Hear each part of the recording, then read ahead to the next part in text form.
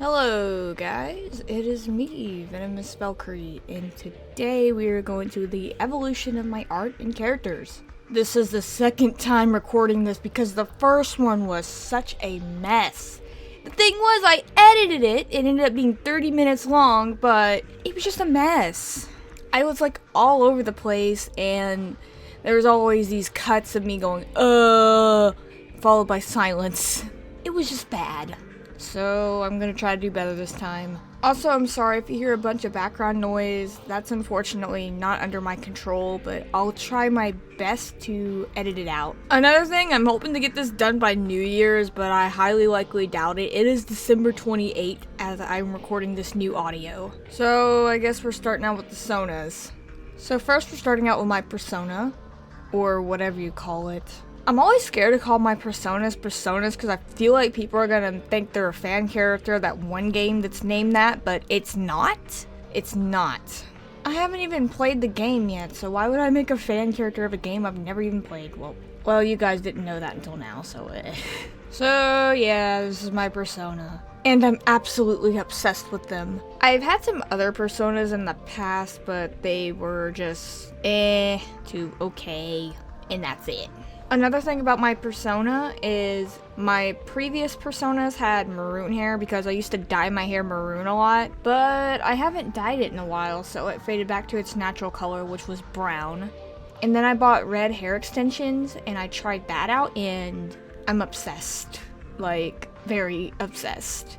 So I never thought I'd actually like that combo, but I do. Next up is my fursona. I consider them to be more of a mascot than a fursona, but I'm just adding them here anyway. So this is Valkyrie. They have the same name as me. Their design was a pain to make, but I knew I wanted to make a character with this color, the mint color, I think it's called. But after hours of struggling, I ended up with this design. Although I'm thinking about giving them some alt colors. I already recolored the original drawing to make these two alt colors.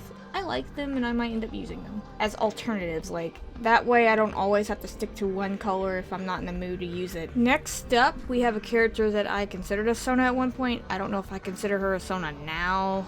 She's kind of been like everywhere as of lately. It's Zoe. Her design was based off how I looked at the time when I had my maroon hair. She's also had a few other color palettes before her current one. She used to be gray, and then she became calico, and then she became whatever this color is. I think it's ivory. I might be wrong. I don't know the color name because I'm just a big dum-dum. I actually had a story developed for her at one point, but the thing is, she didn't really have a personality. Basically, Zoe lives on her own and does her own thing, and then Lauren runs away from the lab because they're experimenting on her, and then Zoe saves her or something like that, and they fall in love. I don't know. I can't remember it. I never wrote it down. It was always in my head. So now we have Lauren, since I was just talking about her. Lauren was another Sona. I don't really have much to say about her, although I am a bit conflicted right now about her hairstyle. I don't know if I want her hair to be long or short. And like I said earlier, she was being experimented on by these scientists and stuff, and that's why she has this brain piece on her head. At one point, I took away the brain piece, but it took away her distinctive elements. But don't get me wrong, it's a decent design. Like I said, it took away her distinctive elements. Like Zoe, she didn't have much of a personality either. Also, I forgot to mention, I'm thinking about changing her name though, because I don't really care for the name Lauren anymore. It gives off Karen and Susan vibes. At one point I had a bug Sona, but I don't consider her to be a Sona anymore. She's based off a brown recluse, and there's nothing much to say about her. So there's another character I considered a Sona at one point, but I don't anymore. KIWI, my Furby Sona. Like I said, I don't consider them a Sona anymore, but I still love their design, and I might end up drawing them again someday, who knows. They are a 2005 Furby, and if you know Furbies, they don't have arms, so I ended up giving them robotic arms. And it's an idea I still love to this day. Next up is Hately. Hately? Yeah, this is Hately. My real name is Haley, and her name was a roleplay what? a wordplay on my real name. All I did was put hate at the first of her name. I made her back in 2016, and at the time I hated literally everything, like no joke, everything. So Hately it was. I still love her design though. Well, the design I'm showing anyway. She's had multiple iterations of her design. I've tried redrawing this design, but it didn't end up too well.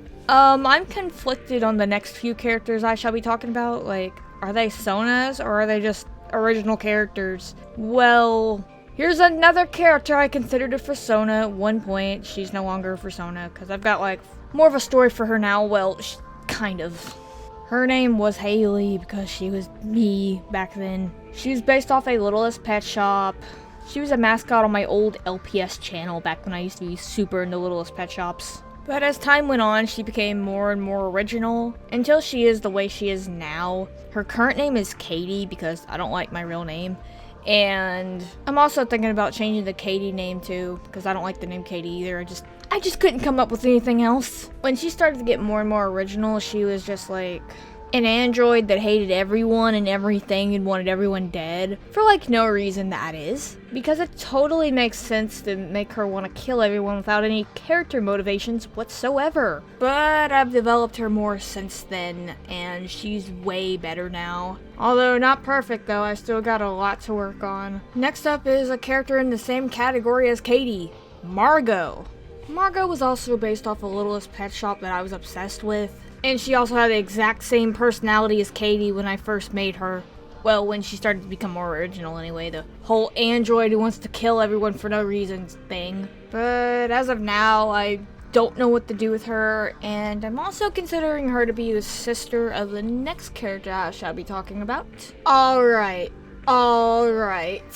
If you know me well, this character has a special place in my heart. It's MITCHI. MITCHI! Oh my god. MITCHI has been through a lot. And I mean a lot. I don't even know where to begin. Oh my god. Oh my god. She was also based off a Littlest Pet Shop like the last two characters, and she had the exact same personality too at first. But that slowly faded away over time. I remember this whole series that me, my cousin, and my sister would do with Littlest Pet Shops where there was a cop and a detective trying to find a killer, and MITCHI was working with the cop and the detective to try to hide the fact that she's killing a bunch of people. She also used to work for this guy named Demon, and he also wanted everyone dead for no reason, and he had an assistant named Annabelle or something.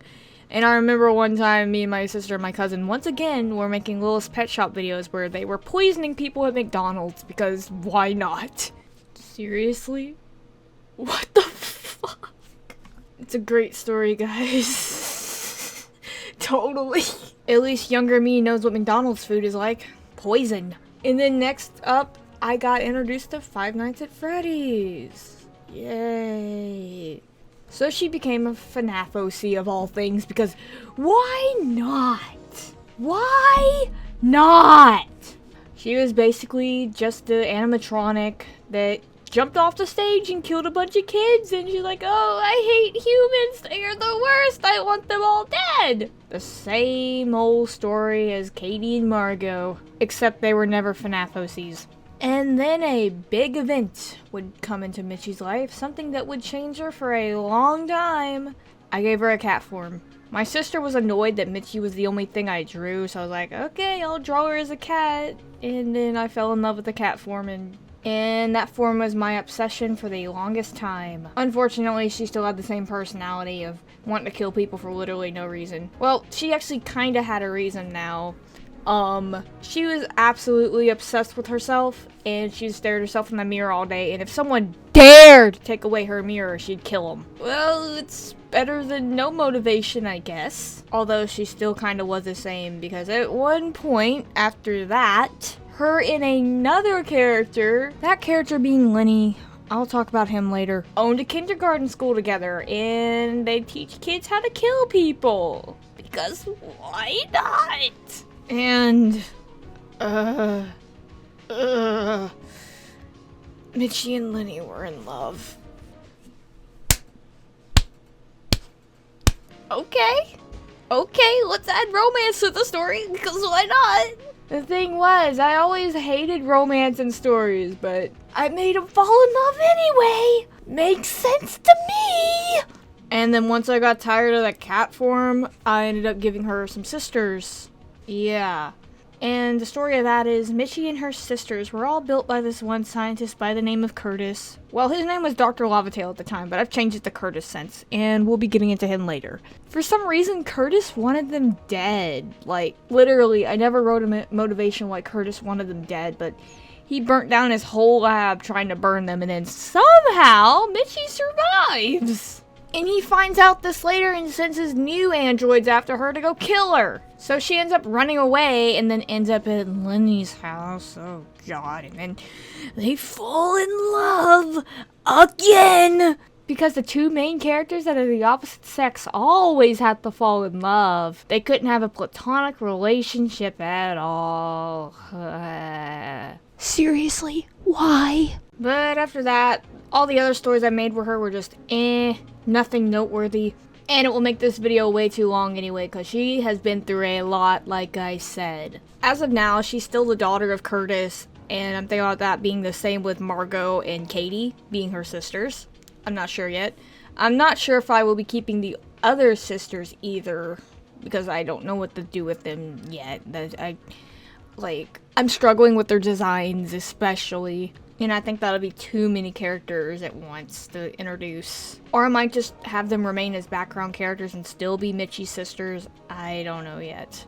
Back on topic, I'm thinking about changing Mitchie's personality. Right now, she's just this take-no-nonsense kind of gal that takes her job very seriously of protecting Kurtis, who eventually learns to open up more and be able to have some fun instead of just being so obsessed with her job. But now I'm thinking about changing her into this giant, softy, cinnamon roll, literal ray of sunshine. But at the same time, she's like really tall and she could easily crush you like a bug if she wanted to. And another thing I forgot to mention, as of now, she has a bunch of guns in her arms because the reason why she was built is to protect Kurtis. I'll go more into detail when I get to Kurtis's part about why she has to protect Kurtis. I've also been playing around with her design a little bit as of lately because her current design, well, the one that you know what I'm talking about.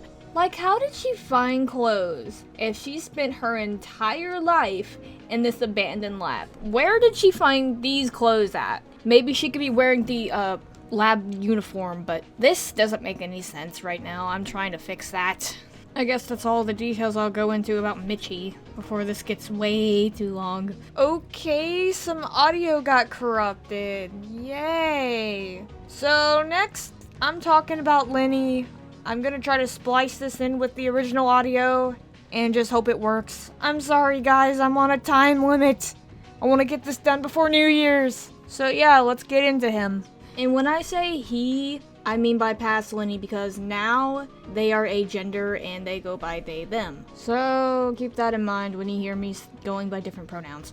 Okay, so Lenny started out as this one cat I doodled a lot and I'm like, hey, let's make him a character. And then Lenny was born. After that, Lenny started out as a crazy kindergarten teacher that worked by Mitchie, teaching kids how to kill people, like I was talking about with Mitchie. Seriously, I have a question. How did this get past the government and the laws? Like, how? How? I guess going by 2016 me, it was the power of logic. And then, you know, the whole fall in love thing again. Nah. And after that, Lenny became a super generic character with a super tragic backstory. Because we gotta add some angst. Don't get me wrong, I like mature themes and dark stories, but Lenny's was just poorly executed. I will not be going into detail about it because it's just really embarrassing and I don't like to talk about it. Like, what was wrong with me?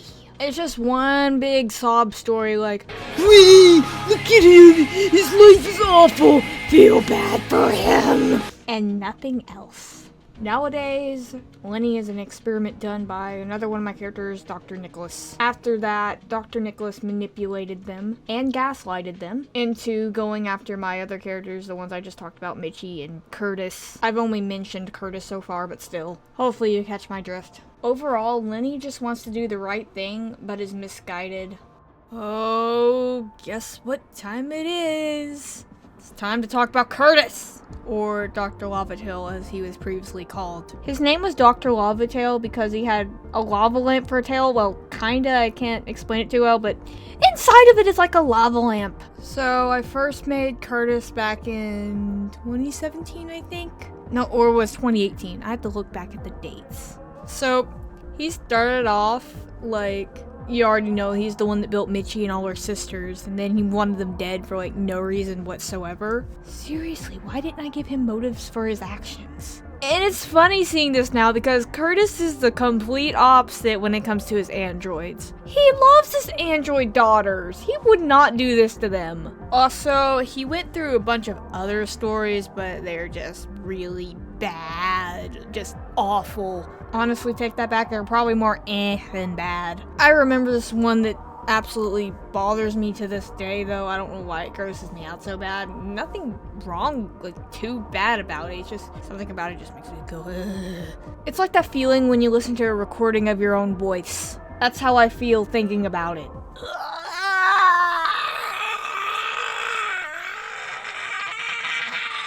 He's now a crusty old man who never bathes. And when I say crusty, he's like that one french fry that fell under your car seat like 5 years ago and then you randomly found it again while cleaning out your car. That kind of crusty. Also, he's like 360 years old. Well, 368 to be exact. He's really old. And the reason for that is he is the first successful experiment for the Immortal Project that is done by another one of my characters, NICKOLAS. I'll get into him later. Unfortunately, that man put a lot of hell on Kurtis because those experiments were very traumatizing to him. And despite him being 368 years old, he's still traumatized to this day. Despite all that, he's got some things going for him now. He's got his androids by his side to protect him, and he has a certain lizard man that he's obsessed with. But we'll get into him later. As of now, he lives his life in an old abandoned lab, the one he was experimented on in the first place, because one day there was a chemical spill and it got everywhere and he was the only one that was immune to it, so yeah. There are other reasons why he's still there, but I don't want to go into spoiler territory if I end up writing this as a story, you know? But in all his free time, he built his android daughters. He built them all to protect him because due to the experiments, he is super weak and he cannot defend for himself at all. Like, even a simple paper cut could kill him. He's so fragile. His body is kind of like he's dead, but he's still alive, if you know what I mean. He's like kind of like a zombie, but he has full-on consciousness and all of his memories. So what I did with Kurtis's tail, it's no longer a lava lamp because that just doesn't make any sense now. So I decided that it's a part of the experiment, like it's all of his organs and his blood in there. It's like an extra blood supply in case anything does happen to him, you know? I didn't put too much detail into his tail, I just drew it like, because imagine having to draw each individual organ in his tail. That would take forever. And then imagine having to animate on top of that if I ever animate him. So in conclusion, Kurtis nowadays has a singular brain cell that's shared with a potato. And the only thing he's mentally capable of thinking about now is obsessing over lizards. And that brings us to the particular lizard man that Kurtis is obsessed with, Andrew.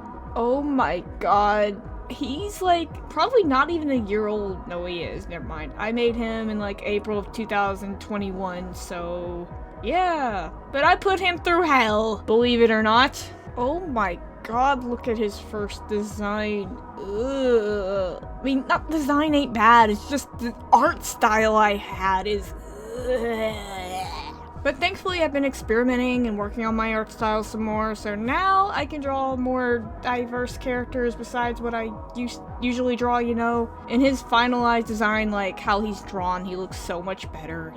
And his old design, like my art style was so rounded, and I always hated that about my previous art style because I always wanted a more pointy art style, and I've been working towards that, and I finally got it where I like it pretty much. Although there are still some things,